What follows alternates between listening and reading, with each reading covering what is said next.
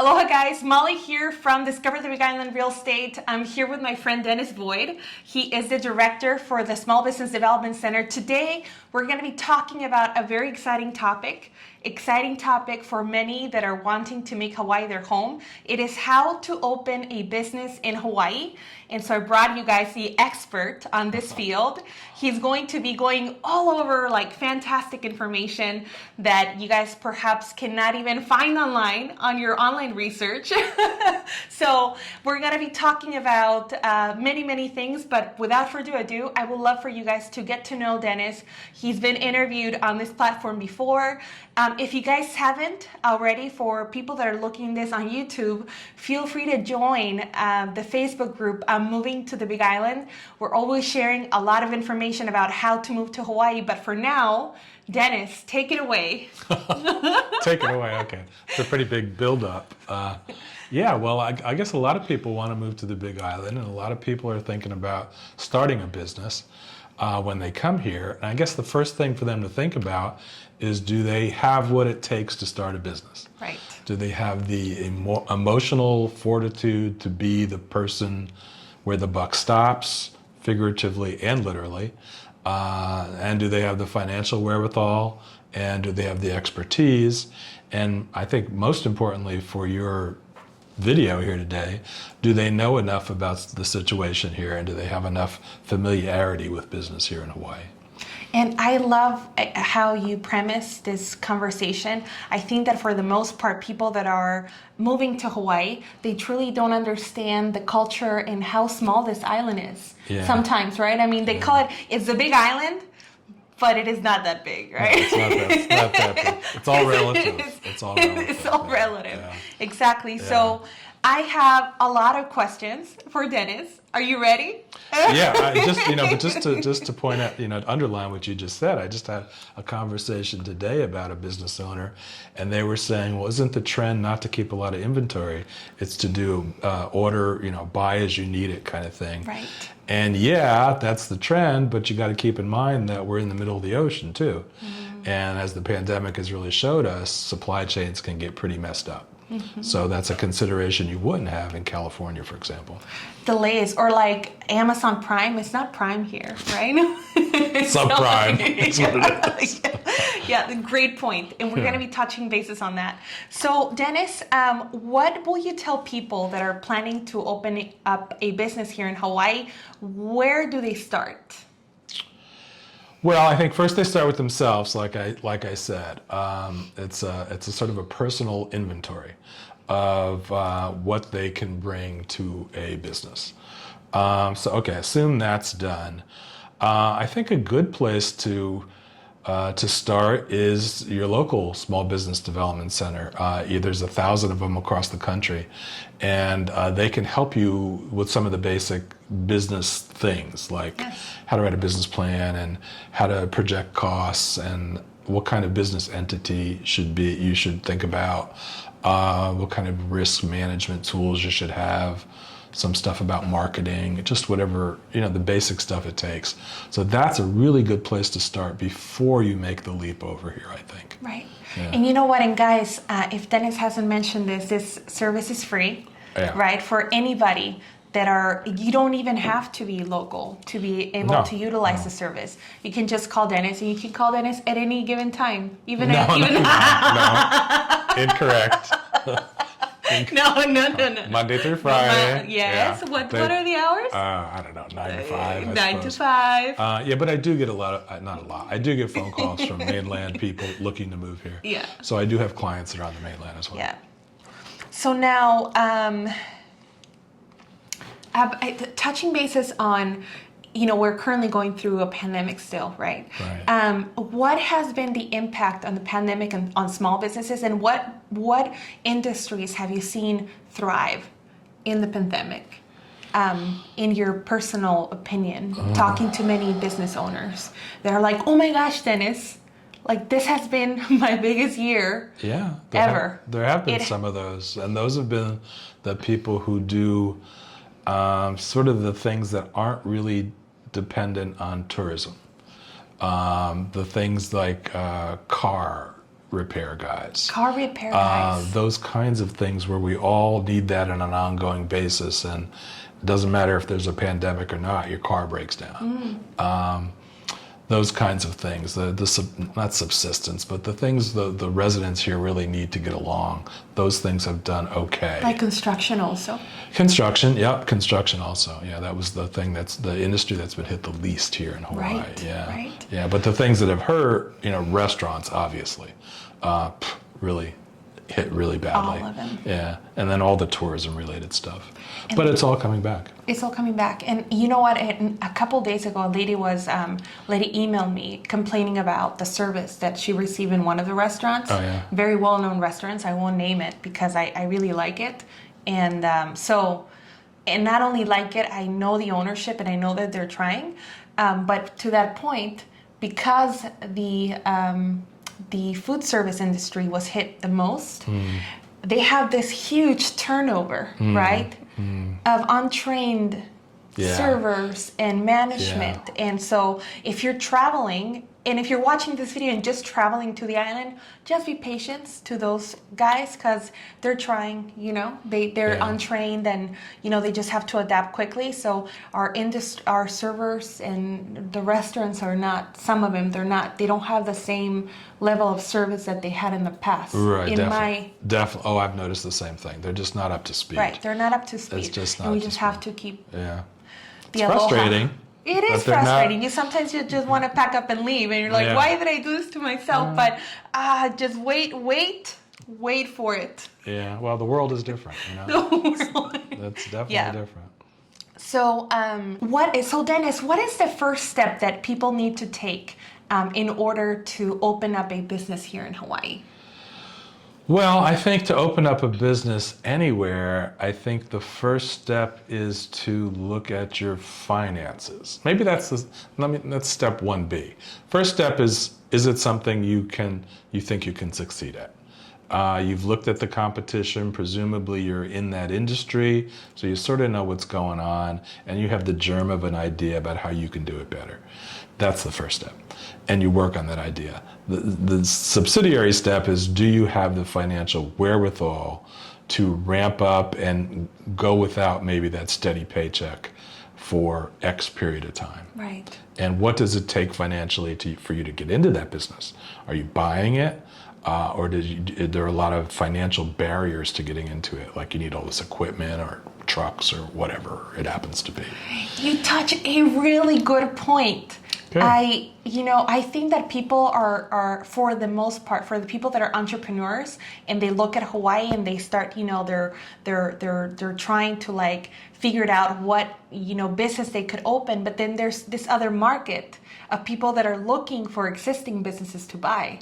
Oh yeah, definitely. Yeah. And we're aging, and there's aging baby boomers getting out of their businesses. Right. So there are opportunities there for people looking to buy businesses. Yeah. Where can people find those type of businesses that are for sale? Well, there's a website called Biz Buy Sell. Biz Buy Sell. BIZ, Yeah. Buy Sell, and they list businesses throughout the country that are for sale. Nice. So that's a business broker. That's really one of the only business brokerages that advertise. So you wouldn't tell people go on Craigslist and figure it out. Oh, Yeah. I would stay away from Craigslist, I'll tell you. Not for a business though, and even for homes, it's very Yeah, iffy it's a little in there. shaky, I'll tell you. Shaky grounds. Proceed with caution, but great information because that there's some businesses that are for sale, and that way you don't have to start from scratch. But either way, please make sure to visit Dennis. Or another thing is, word of mouth is a big deal here in Hawaii, the coconut wireless. If you call, and you've called some professionals in the industry, or not even the industry, in the business community, maybe an accountant, and you strike up a relationship, you might say, or some information you're getting, just plant the seed. If you know of anybody who's looking to sell a business, I'd be interested. And I'm looking let me know. Let me know. I'm looking to pay I have about this much money, or I'm looking into, construction related, or a coffee farm, which or is, a coffee right, farm, or whatever. Yeah. I love it. Yeah. That's great resource. Now, how do you think people can go about choosing their business idea? I mean, there's obviously the soul searching, Yeah. Right? Yeah. But what other things people are doing when they're looking into Hawaii and they see it as a place where they can create opportunities for other people? What can get them into that mindset, or where can they go and research to come up with this business idea that can help out the community or whatever their goal is too? Well, I think there's sort of two ways. One, first of all, is we're all consumers, right? Yes. So look, and this is where a lot of businesses start. Look where your consumer needs are not being met. So there's not an X here, or there's not an X that does what I want it to do. Could I do that? So once you get that idea, the next step is researching that further, because it's just an idea at that point. So I want to do X plus. Is there a market for X plus? And then you get into, well, what's the ideal customer for X plus? Do I have a high price product or a low price product, or is it for families, or is it for kids? Whatever you define as what your target market is, how many of those people are in your market area? So you might have the best idea in the world, but your target customers, we have a very small segment of the population here, and it's not going to be worth it for you. Do you offer metrics for people? Yes. Yes, we do. Yes. We have a That's why I love the association. We have a research librarian who researches anything, public, not primary research, secondary research, so it's already published. But today we're looking for stuff about pharmacies, sales figures, disease conditions, what's the percentage of people with X, Y, certain diseases, those kinds of things. On island, the people. Yeah. Wow. So, it depends. Some things she's more successful at finding than others, because that data might not exist. But she's a great source of research. And you access her through one of me or one of my colleagues at the SBDC. And we just put in a request to her, and she's great. So we can get all sorts of information, because we also subscribe to these national databases. And now, in order to get this data, you do have to become a client, right? Yeah. Which is free. And a client, yes. Don't get intimidated by that, guys.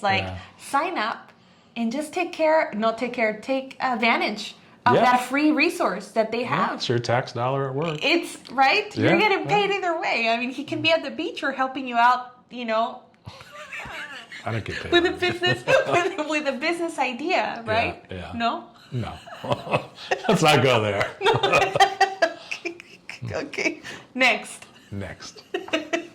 Okay. How can people create a business plan? Is that a service that you guys do provide? Guidance on how to outline it? And now let's talk about the two types, or you might have many types of business plans, but there is one where it gives the idea to that individual to have an outline of where they want to go with their business, and then there is the other business plan that they're going to be presenting to the banks, right? Very true. The event of or funding or grants. Yeah, very true. They both basically follow the same outline in terms of the same criteria you're looking at. So you're looking at what I talked about before. Who's your market? Who's your customer? What value do I bring to the customer? Right. How do I price my product? How do I market my product? What partnerships do I have? Who can I partner with in sort of a co-marketing or a kind of situation? How do I staff? How do I manage my risk? How much money is it going to take? Those are the things that are in either of those types of business plans. But you're very right. The first one is more of a brainstorming kind of thing, where you just want to go down the checklist and you want to make sure you got all your bases covered. And you might do that if you have a partner. You might do that in a group, or with the partner, or with several other people, to generate ideas and get yourself on the same page. The other one is that on paper, and there you're not only trying to come up with ideas that make sense, you're trying to be persuasive about your idea. So you're trying to tell the banker or the grant the foundation that you're getting a grant from, or the landlord, that you're a good risk, that you're worth the flyer. You're worth you're worth the investment, or you're worth the loan, or you're worth giving the lease to, that you're going to be able to pay the rent. Nice. So there's those kinds of distinctions, I think, between the two. But they both the same kind of thing. They're both taking all that, buzzing, blooming confusion you have about what you're going to do. You're going to do this, that, and the other thing, and it's focusing them down. And there's something powerful about writing it down and putting it on a piece of paper. It gives it a concreteness that it doesn't have when it's in your head. That is so true. That is so true, because people sometimes they underestimate the power of having a solid business plan. And so whenever they have an action plan on paper, they can just refer back to it, every quarter or every 2 to 3 months, make sure that you guys are on track with your goals. Right. And then just, kind of follow it because you wrote it, right? I mean, hopefully. Right. Yeah, right. So, but I'm glad that you guys do assist with totally, the writing and provide the goals all the time. So I really hope that if you guys are watching this, take it, please. Yeah. Contact Dennis, because he's amazing at what he does.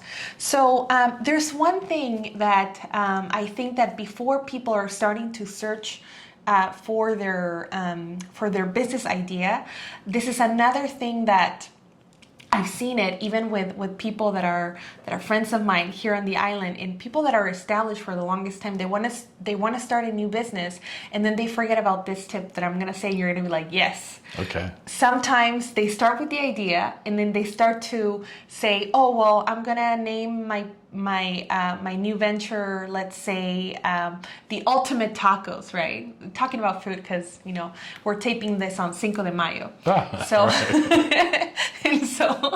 and so the Ultimate Tacos, and they go out and they start with the logo, and they start making T-shirts and pitching it to their family members, and they go all in. And there's no taco. There's no taco, right? Yeah.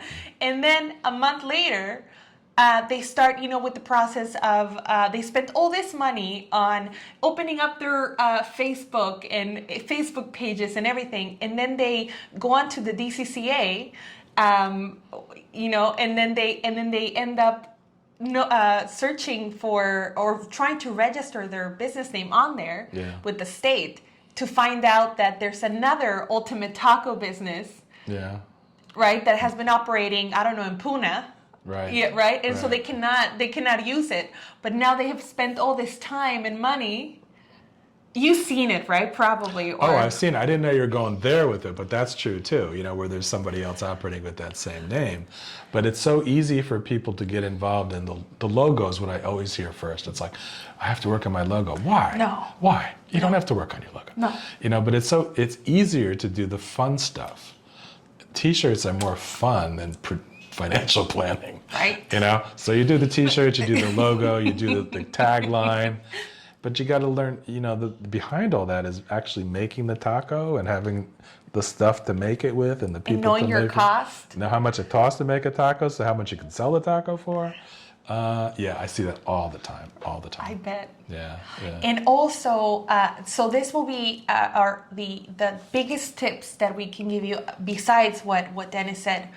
Make sure to, when you're starting in that phase, if you have come up with a name, make sure to go onto the DCCA website and make sure that that name is not taken. And if it is taken, make sure that the type of industry, it's not the same as the one that you are wanting to get, if that makes sense. Well, even if it is, you can't use it. Even if it's a different industry. If it's a different industry, you can't use it. If it is a different industry, you can. No, you can't. Oh. Are you super? Okay. So then I'll go with that answer. That. Okay. Yeah, no, if you've got Ultimate Taco, but they're serving or it's a T-shirt company, let's say. Yeah. It's Ultimate, but that's what I'm saying. No, you can't use it. It's Ultimate Taco. I mean, the DCCA is the Department of Commerce and Consumer Affairs. Yes. And they're the people who do the business registration. They don't know necessarily on the business search if it's selling T-shirts or selling tacos. So it's but if you put your business as a wholesaler of T-shirts, and then there's another company wanting to serve the food industry. I really doubt it. Ooh, I really doubt it. I really doubt it. Don't use Ultimate Taco. We're gonna trademark that one. All right. Yeah. Okay. Well, that's okay. I'll go with your answer. Then don't. Don't do it. Yeah, but please search on the DCCA, and also make sure to also go onto GoDaddy and make sure that domain is open and available. Because if you're centering your name and you're going with this like big marketing, try to make sure that the domain. So those two things are the ones that I feel that are underrated, and people start with the logo first, like you said, and they start hiring designers and like their friends and family, and I have this idea, but then they forget to register and look to see if the name is already registered. And I get people sometimes who'll come in and say, I checked the name, I checked with GoDaddy, it's clear. Those two things don't talk to each other. So GoDaddy and the DCCA the is not state the doesn't same, talk to guys. each other. It's not the same. Right. Yeah.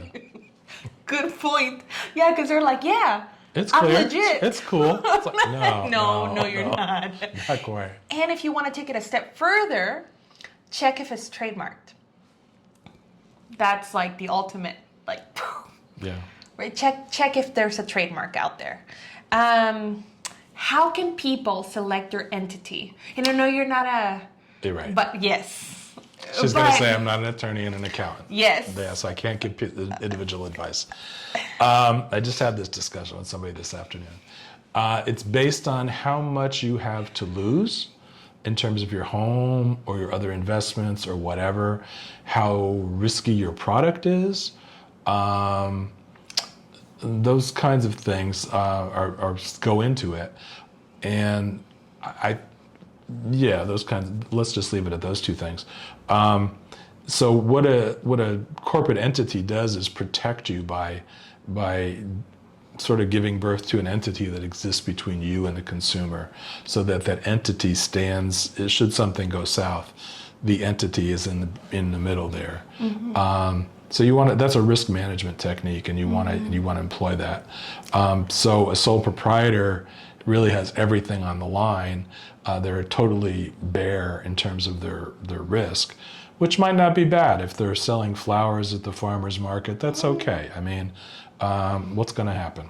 But if they're a dentist, that's probably not a good idea, because bad things can happen to people. So you'd want to get more corporate protection. I love that. And the fact that you can always, are you able to discuss like the type of entities available with the people without them having to hire an attorney and have them make their decision based on, not the advice, but just the research, okay. So you guys offer that flexibility of just offering advice.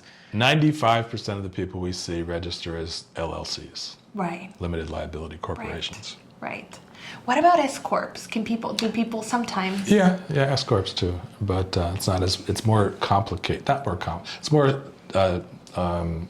technical, and it's more involved in terms of record keeping and that kind of thing than an LLC. Right.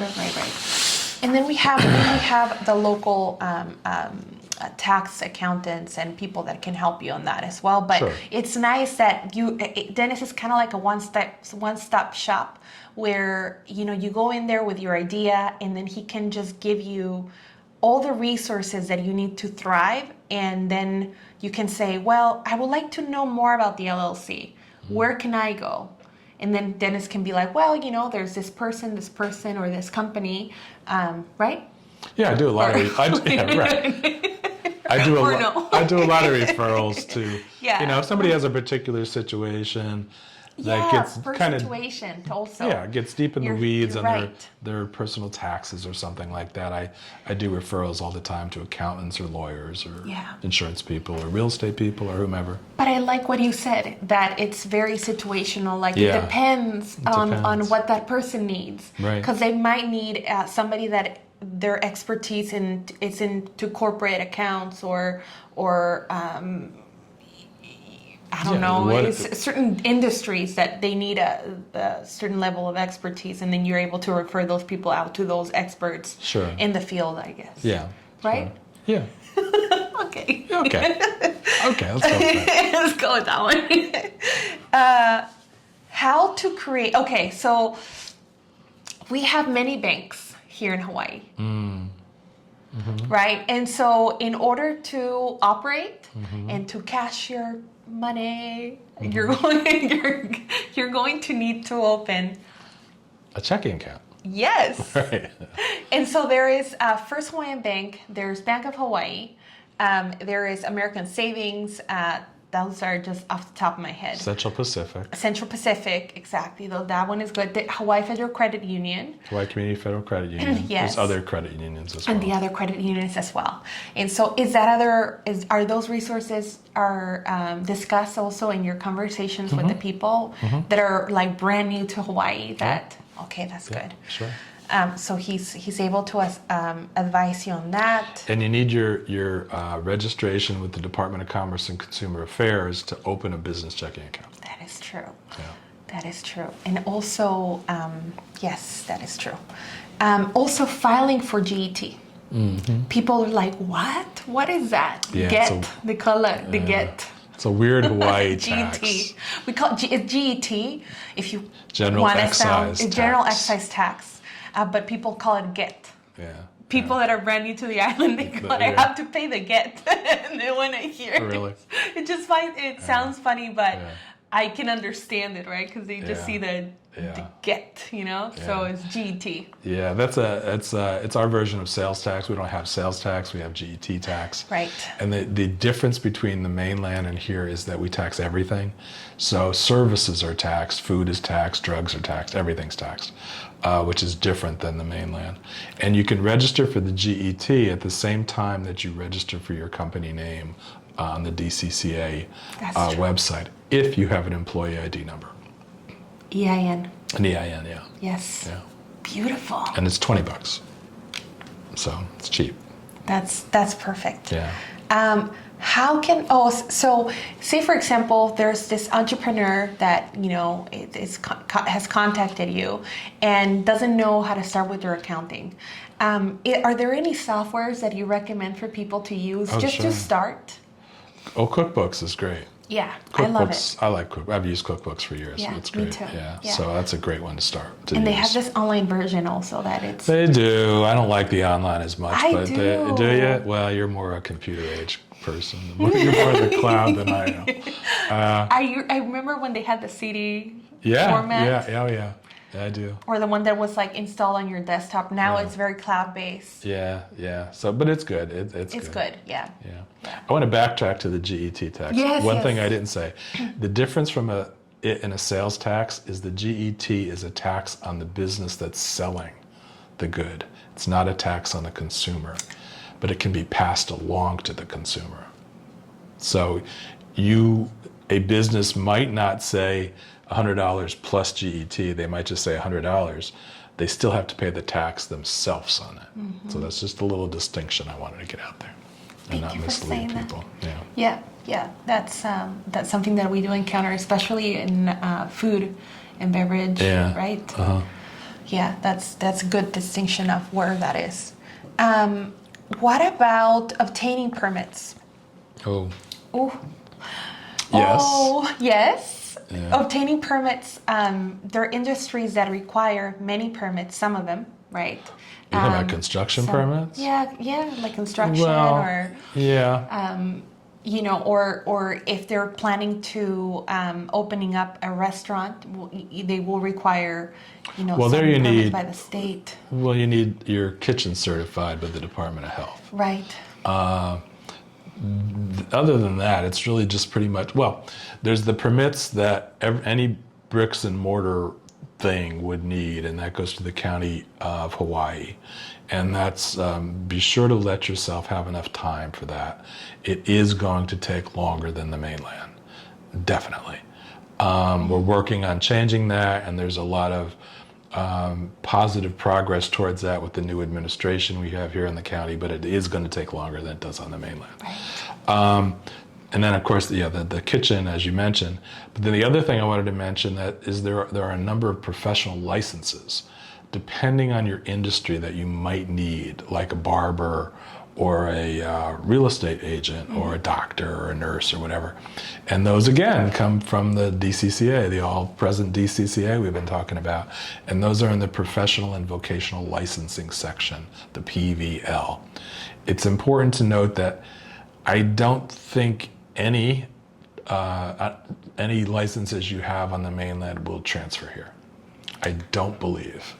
We get a lot of those questions in the group. People that are hairdressers, people that are electricians, plumbers. Yeah, I could be wrong, but there's a list of licenses of every profession. Even real estate, you cannot. Well, real estate I understand because it's so different here, but there's that not is so true. There's not reciprocity with other states. No.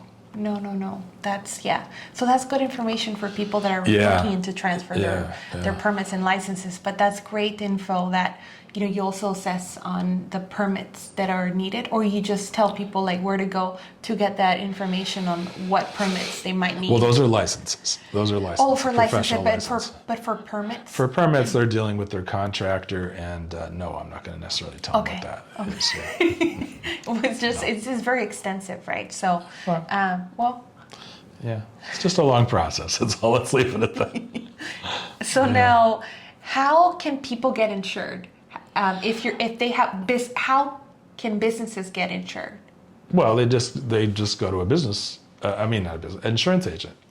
They generally are multi-line agents, and they'll write in addition to personal lines, they'll write business lines. Mm-hmm. So you'll have your business general liability insurance, you'll have workers' comp, and you'll have TTD, temporary total disability, which is a unique Hawaii animal that's required, and then health insurance if you have employees. Good.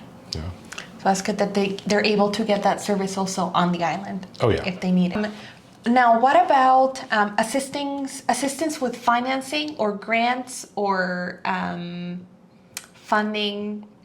Yeah, we do that. I do a lot of that. We put together, to go for financing, for commercial financing, you need a package usually. Depending on how long you've been in business, you might need that business plan. If you've been in business a while, you probably won't need that, but you need financial projections, projecting forward what you need the financing for. Are you going to expand? You got a new product, whatever. And we help putting those together. And then we also take the package and introduce you to the bank. Oh, good. And sort of make that connection. I love that. Yeah, that's great info. Also, what about when do you advise people to join the Chamber of Commerce? Right away. Oh! Right away, you should join. Right away. Yeah, here, I think you really should join the Chamber of Commerce. It's a real a voice for businesses here. An individual business doesn't really have a voice. Well, it has a voice, but you certainly expand the ability of that voice to be heard if you join with a number of other businesses. Right. And here in Hawaii, we have the Konokahala Chamber of Commerce that I'm heavily involved with, the Hawaii Island Chamber of Commerce in Hilo, the Japanese Chamber of Commerce in Hilo, the Native Hawaiian Chamber of Commerce as well. Nice. So, plenty of Chamber of Commerce to join. That's great. Yeah. And it's great for networking, especially if you're a new business coming in. Well, in the pre-pandemic days, we had get-togethers. Meetups. Yeah. And it's and you can still do that to a certain extent, and hopefully we'll be able to do that again soon. But it's a great way to meet professional people in the community. Yeah. And you find out that, you have a product they need, they might have something you need, and it just works out. It just works out. That's great info. That's great. And I think that's also another tool or thing that people don't have it in their radar. They're very caught up in the logo and right? I mean, when they come to you, it's all about the logo. It's all about the design of, whatever but it's like business plan. What will you categorize as level of importance? I think your idea is the most important. Get your idea most importantly. Get it, and your idea that works. It's just like in real estate. That works. You have buyers, then you have qualified buyers, right? Yes. You have people who have the money and the wherewithal and the motivation to buy. Mm-hmm. So having your idea that's qualified is where you have to be. So you have to not only have the great idea, which could be a very great idea, but if it doesn't have any legs, it's not going anywhere. Right. Yeah. Right. So just have like a solid foundation. Yeah. Right. Yeah. To have like a solid business plan, a solid idea of where you want to go with your business. That's where it's at. And also, any last words on how can people get a hold of you and what other resources? Because the association, I mean, it's not only you. You have more people. No, it's not only it's not only me. Yeah. But you have more people in it. We have offices on each of the islands, and Yes. I'm West Hawaii, so I'm in Kona. I have colleagues. And do you one of these like West Hawaii? I'm always afraid because I don't know what my fingers are going to do. No. East Hawaii and Hilo, Maui, Oahu, and Right. Kauai. Yeah. And we're at HISBDC, Hawaii for Hawaii Small Business Development Center. So HISBDC. Perfect. Yeah. And so people can just go to the website and look for your information on there. And you can register on the website for services. Oh, great. Yeah, you just click a link that says request one-on-one services, and you just enter your demographic information. You pop up in our computer. We give you a call and set up an appointment. Nice. Okay, so guys, I really hope that you contact Dennis. I know that for many of you are wanting to move to the islands and you're wanting to find a mentor or a resource that can help you thrive with your business idea. So if you guys get a hold of Dennis, he'll be more than happy. And not only him, but his team of people that are hardworking and just trying to make things happen for the community. So I really hope that happens on your end. And if there's any other words of wisdom that you would like to share with the audience. Well, just that, it's just to follow up on what Maly just said. We really don't have any agenda other than helping you succeed. So we're not trying to sell anything. Right. So yeah, give us a call and, consider moving here to the Big Island. It's a great place. Yes. Well, thank you so much for tuning in and for watching. I hope that you enjoyed this video, and if you did, feel free to like it, share it with your friends, and we look forward to seeing you here. Aloha. Aloha. And thank you for being here. Mahalo.